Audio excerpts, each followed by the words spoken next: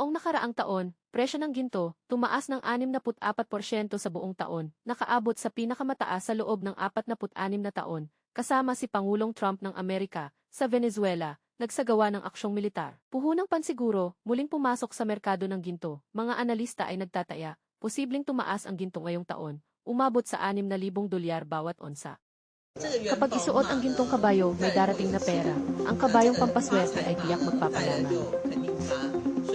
Maglagay ng pares na gintong dekorasyon sa mesa, swerte buong taon, o kaya isang gintong kabayo, mas may dating sa bagong taon ng Tsino, dagdag swerte sa pera. Siyempre, hindi mawawala ang mga gintong bara, ngayon tuloy-tuloy ang pagtaas ng ginto, dahil tumaas ang ginto ng 64% noong 2025, pinakamataas mula pa noong 1970. Ginto ang regalo ng pamilya, pati kuya naniniwalang tataas ang halaga ng ginto, praktikal ang magbigay ng ginto. Malaki ang tinaas ng ginto kamakailan, matagal ng opsyon sa puhunan.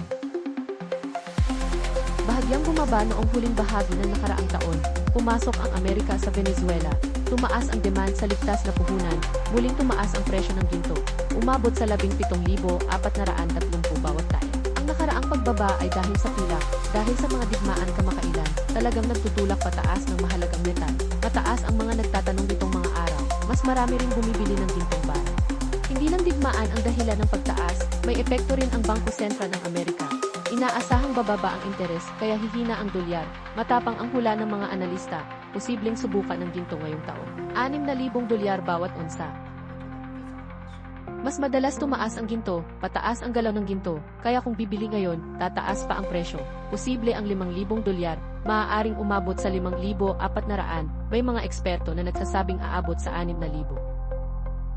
Tuloy-tuloy ang pagtaas ng ginto, samantalahin ang magandang pagkakataon sa ginto.